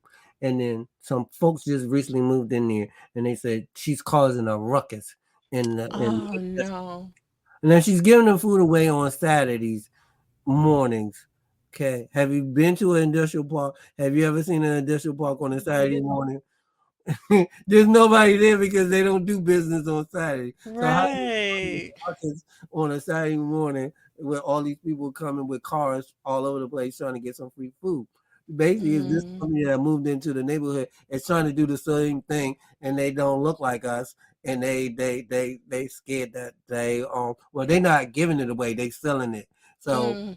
Mm. that's cutting into my profit now, because if I could go over Absolutely. here and get it for free, why should I go over there and buy it from these people? And Right. so I want to help her. So I want to start having more people like that on my podcast that not just sit and growing food, but also, trying to get people food. But I have so many people been. I've done 62 episodes now. I have a deal to work on a bigger TV show around it. But I'm Nice. just meeting all kinds of different people just talking about food, and it's getting Nice. really, really, really good. I told you earlier how now I'm actually crying when I'm having these discussions with the folks, because I'm asking them deep, important questions. Why didn't you give up? And one guy answered Mm. was, my mom saying, don't give up, because this young lady was coming to his farmer's market that he grew the food and now turned it into a business. But she was had HIV and sickle cell at the same time. And the farmer's market was near her house. And he wanted to give up on having this farmer's market in her neighborhood. And she's like, Hmm. I will probably die if you leave, because I can't get access to any food, fresh foods, Oh because my wow. HIV status and my sickle cell status. You know, Hmm. and so I was crying, and I'm trying to be Yeah. the host, and I'm trying to like moderate this episode. And I asked the question. I just didn't think I was gonna get that type of response. And so Hmm. I'm really passionate about it. And it just touched me. And so Hmm. it made for good conversation because then that episode was like blew up, and then I was like, okay, the next one I gotta ask another question that might push me down that road where I start crying. And there was another Mhm. farmer, Mhm. or who was a woman farmer, and she said before her dad passed away, she had to put him in a nursing home, and the nursing home had some land, and he just wanted to do a little garden outside of the nursing home, grow some tomatoes, and they wouldn't let him. You know what I'm saying? So that's Mm. why she became a farmer, because she owed her dad. She felt like she owed her dad that, and he passed away, and he was sad because he couldn't do it. That made me cry. Mm. And then I had Yeah. a young lady on talk about cannabis, and she had a really bad time growing up, and she just really got into growing food and cannabis like last year, you know, Mhm. and she was in tears, and I was like, oh God, how do I handle this? And so just having that background as a working in broadcast journalism and Mm. journalism, I brought that back out, and I'm able to bring it out and be able to change the tone of the show from Nice. going too sad to jumping in. Most of the time I jump in. If they give me a sad story, I'm crying, then I jump in and was like, what's your favorite fruit? And then kind of like throw it off. And then they get all giddy because then they want to talk about their favorite fruit or vegetable. Mhm. Mhm. That's Even awesome. with the guy talking about the girl with the sickle cell and the HIV, I threw it back to him because my job currently has a contract with him where he provides food for us to give to the community. And we had beets, and people wasn't eating the beets. So I threw it back. Mhm. He said beets. And then we had that whole discussion around what the beets look like, what they taste like, and why they good for you, you know, Mm. and why some people like that look like us won't eat it. But it's what we need because Hmm. Absolutely. we are dying, you know. Yes. Yeah, that's true. So yeah, I got into that, um, and it finally merge everything that I'm doing, you know, the advocating for fresh foods and showing people how to eat, but then tapping into my video background, which I know I can shoot a video, I can write a script with my eyes closed, and it's all coming together, and then adding that music element to it. Mhm. Sometimes if I do original content on my page, it's my original music that I created in my Oh. studio version it too. Now to get people really on my page, you got to use some trending sounds, So you got to throw that. But a lot of my original stuff, if Mhm. you hear something that isn't trending or it's not an old school record or a new school tune, it's probably something that I created in my studio. It Wow. That's gives cool. me a whole creative process, and I like that. I'm a video junkie, you know. Now I do have a strategy. No, I'm not on social media every day. It may look Yeah. like I'm on social media every day. Yeah, you on social media every day. No, You hard on no. social media. I I noticed. might I post some noticed when you sport. started coming on lives. You started coming on lives, then you Yeah, started coming that. on videos, which is very interesting because I never thought you would do that, and I think that's very Oh, he was getting ready to get to a good question. Yeah.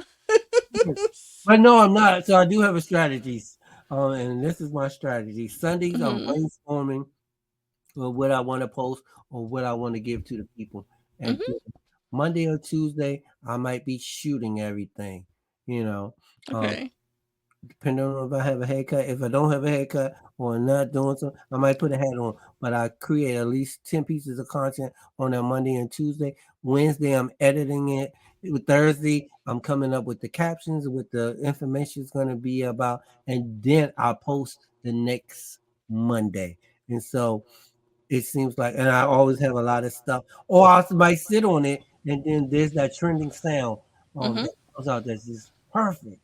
So, for example, last week I had one of my good friends who I met through the podcast, Alexis. She's an urban gardener, and Mhm. I asked her to come to help me teach people how to grow garlic. Gorilla just dropped her new record and on her new album, and she had a song called "Let Her Cook." And so, I've been saving the video of Alexis helping me plant the garlic. And when I heard that song, that's it. Let her cook. See, Yeah. I'm bringing her into my space to help me teach how to grow garlic, and it just went perfect because she was like, let her cook," and it got Nice. like almost 2,000 views, 3,000 views. So it just hit. Did Um, it really? That's awesome. Yeah, so Good. that's just my strategy, and I do it every Hmm. week. This Sunday, I'll say, okay, what next 5 pieces of content that I'm gonna Hmm. create, and most of the content is gonna probably be around fall stuff with the plant Hmm. for fall fruits. I just did another video about my pomegranates that I've been growing in my yard, so that's a fall fruit. I love that one. I've been The next passing that one around. The next one will probably be about a persimmons. I have a persimmons tree, and Mhm. so I want to be able to do that. Now, where did a persimmon come from? Have you Mm. had a persimmon? It kind of gives you like an apricot feel, um, tomato feel. So it, Mm. the skin is almost like a tomato, but then when you bite into it, it's like a mushy type apricot. So it's Okay. apricot and tomato mate, or Yeah. do somebody take and anytime you take it and merge the two together, if it's not naturally done, then that's kind of like a GMO. Back to the GMO. Mhm. Mhm. How did that happen? It gives like a tomato feel, apricot feel. So yeah, But it's so, considered a fruit? yeah, it's considered a fruit. Okay, because it's got a Um, seed. yeah, you got seeds, and then you put your tahini on there, and Mhm. and your lime juice. Mm-mm-mm. So good. No, I'll Mm. probably make another video about that. But already, I know Sunday will be a brainstorming session about Okay. what I'm gonna post the following week. Now, sometimes I might have a really good stuff for like stories. So now you might see me. Some of the stories are already created, but some of the stories are based off what I'm gonna post on my profile. So if I'm talking Okay. about pomegranates, I'm probably in my stories. I'm gonna probably teach you how to make a pomegranate juice or how to cut a pomegranate. It's always sometimes related, but then there's some random stuff that you might not see. Now, my page is not my personal page, but everybody want to know when you gonna put your family on me. We don't see your family. Well, it's not a family page. Did you notice that it's Garden and Beach? It's not Kimani Anku page, so I don't have an obligation to post anything personal to you. But I might feel good one day, and I might show you me at a bar having a drink, or I'm at the movies with my family, or something like that. You might get a glimpse of that. You know what I'm saying? But it is a personal. I mean, it is a business page, and that's primarily what you're gonna see. I don't owe any of that to you. You know what I'm saying? I know that's understandable. No, but some Um. people really get mad because now they want to see everything. You know what I'm saying? Yeah. See everything. You see a ring on my finger, so you know what that means. You know what I'm saying? But I ain't got to show you who's behind that. You know what I'm saying? Right. Right. Who's the matching one? I don't have to show that to you.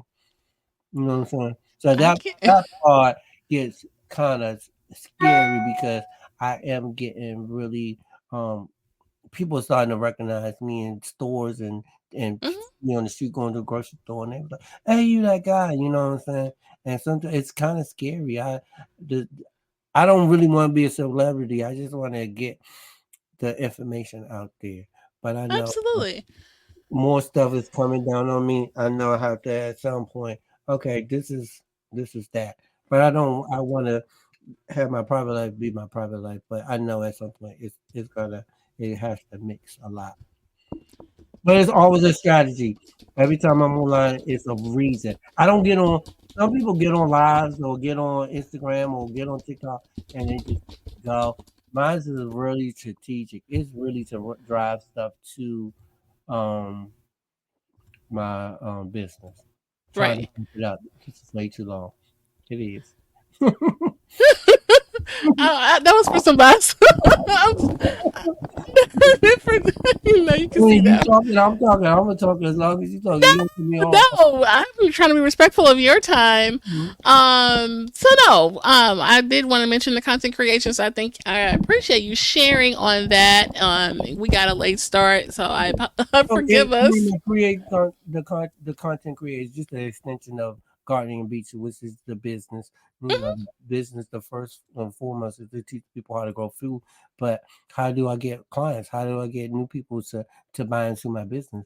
and the podcast is an extension of that, you know. And I also have another podcast is around music called New Soul Thursdays. I'll probably be Okay. bringing that back soon, but that's also a mixture of music and talking about music, getting down to recording artists and listening to and hearing their stories, and then I throw the garden stuff in it. So it's a mixture of that, and people get excited about that because I've turned three super artists into gardeners, and they're my clients Nice. too. So yeah, that's exciting. Good, good. Okay. She says way too long, so but we can wrap this at some point. But I could talk. I could go for 3 hours. So yeah, Oh just my getting into god. folks can go and check out me out at Gardening and Beats, and that name is on all platforms. That's my website. That's my Instagram. That's my Okay. TikTok. But I don't do a lot of TikTok. But that's where you can find me at Gardening and Beats. Gardening beats. You can book me for speaking engagements. I've Okay. spoken at Xavier University. I also spoke at the Black Northern Virginia Community College. I'm always out in the community talking and sharing my gifts with people, how to grow food, how to cook healthy, and listen to some dope music at the same time. I'm primarily working with a lot of kids programming. I do Hmm. keeping for kids. I do a whole summer camp that's all around based in farming. And man, I have something, a sip and paint. I mean, we love our sip and paints in Maryland. I'm sure people in St. Louis love their sip. I Yes. do my sip and paint exclusively for kids, and it's called organic canvas. And I'm using fruits and vegetables as the paint brushes, opposed to a paintbrush.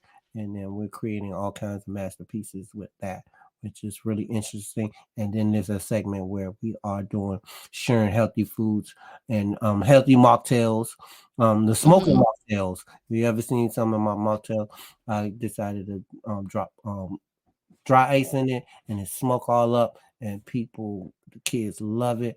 This month we did pumpkin carving, and the mocktail was called Witch's Brew. Basically, it was a grape lemonade, and the kids went crazy because of smoke. Last month we did all about house plants, and that was a sour apple lemonade. So it tastes like a Jolly Rancher. If you ever had a green Jolly Rancher, it tastes just like that, but sour. And, Hmm. and so That sounds amazing. love that. So I'm just doing a lot of that stuff in the future. I'm going to do more organic canvases. I'm going to celebrate 1 year in February. It's going to be really big. I'm doing that with Creola Crowns, and that's going to be huge.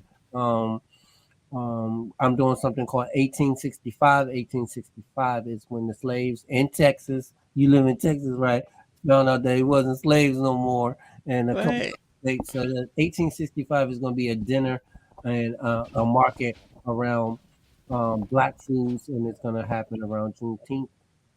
And we're gonna have collard greens and black eyed peas and watermelon. We're gonna talk about all those indigenous fruits and vegetables, and then I'll have the black teen art show. There's gonna be all black teens and doing art from all the local schools in my neighborhood, and it's gonna be some type of food element in that as well. And then I have black women in agriculture. That's it'll be the second black women in agriculture event in May, and that was born out of my mom. My mom was a farmer. My Hmm. great grandma was a farmer, and my great grandma was a farmer. So my great grandma was the main farmer. She was a pig rancher, and then my grandmother, her daughter, was into farming, but she was into herbs. And then my mom was just doing gardening. My grandmother always said I was going to be a witch doctor at some point. And I was like, "What is a witch doctor?" A witch doctor is a herbalist basically, and so I do a lot of herbs. I teach a lot of herbs, and then I'm taking classes through my job. I'm taking. I told you earlier, I'm gonna be doing bee therapy, where I'm learning how Hmm. to use the bee pollen, the honey, and then actually stinging people with bees to fight chronic illnesses and whatever else I can get in.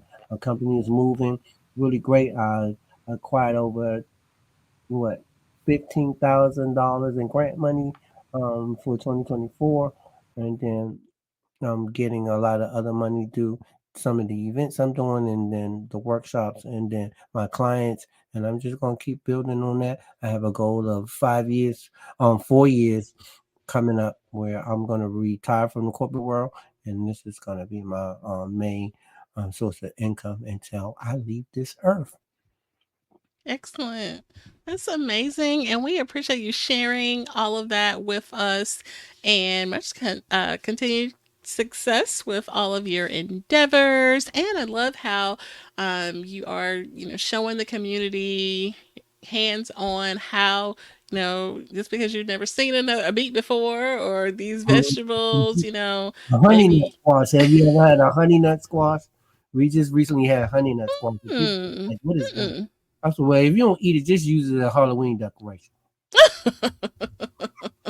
But I think back to the episode of the Cosby Show where like Claire had this squash and it was like a, oh my god, like a contest, and The she, squash contest. yeah, and I'm like, that's was showing our community like, look, this is a squash, and then she prided herself that she grew it. You know what I mean? So Mhm. like that kind of culture, like yeah. You know what? I think that might be something that I might go and lift off YouTube and make some videos. I'm Yes. just thinking of it because these people, they was not open to this honey nut squash. Now tomorrow we're supposed to be making a honey nut squash soup and taking it to the schools and testing it out with the people. So I want to see how interesting that can go, because they just really rejected this honey nut squash, which was grown by a black owned farm.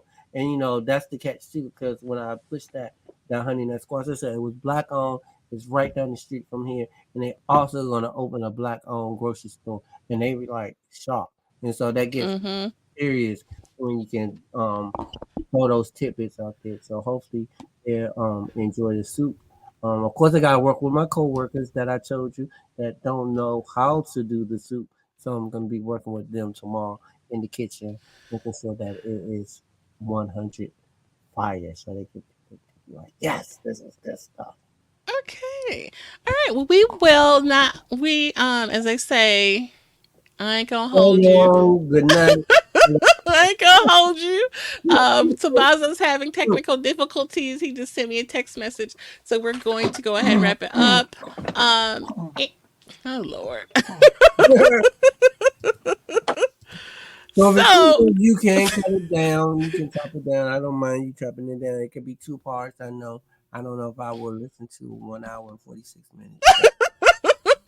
look, they gonna listen to this one, okay? But you know what? It's crazy. I'm not a big podcaster person. Okay. Crazy. I mean, not like I don't mind doing it and being part and then having my own, but to go and listen to other people's podcasts, it's not a big interest of mine. Isn't that crazy? You know. So we will. Any last words before we officially wrap it up and go to the outro music? Okay, I love podcasts. I like podcasts. Okay. No, I'm gonna say go outside and grow something, or if you can't grow it outside, get a hydroponic system and grow something. Start growing your own food.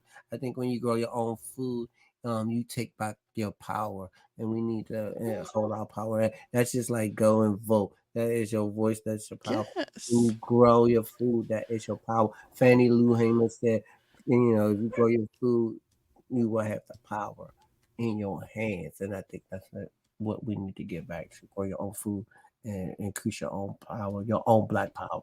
Since we are black, Absolutely. we need our black power. Yes. Absolutely. And we will revisit this topic again. So we would love to have you back to talk more about this maybe in the new year. Um, yeah, so let's do that. Okay, guys. Please follow Kimani at Gardening and Beats. We will have his links posted in the show notes. And if you see our social medias, and see the tag, please follow him on the socials. And we will plan to do our recap, I guess, next week because tomorrow's Halloween. And Sabaza is going to be a great dad and do the Halloween thing with Yeah. the kids. I'm So we'll gonna do look our. like a strawberry tomorrow.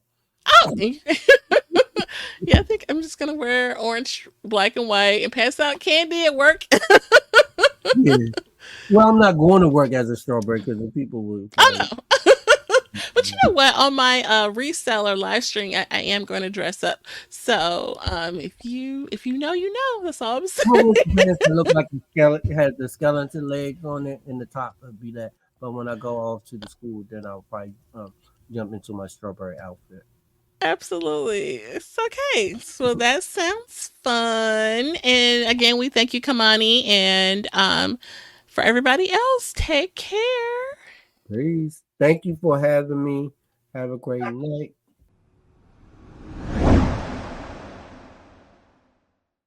At this time, we're going to go ahead and conclude the episode. We greatly appreciate you listening. We invite you to follow us on social media. On Instagram, it is Woke by Accident Podcast. On Twitter, it is Woke by. On Facebook, it is Woke by Accident Podcast. We also have the new website up, www.wokebyaccident.net. Please check us out. And also follow us on all of your favorite streaming platforms. And please leave a review and share feedback. You can also reach out by Gmail, wokebyaccident@gmail.com. And every time you listen, we appreciate it so much. Thank you for listening and take care.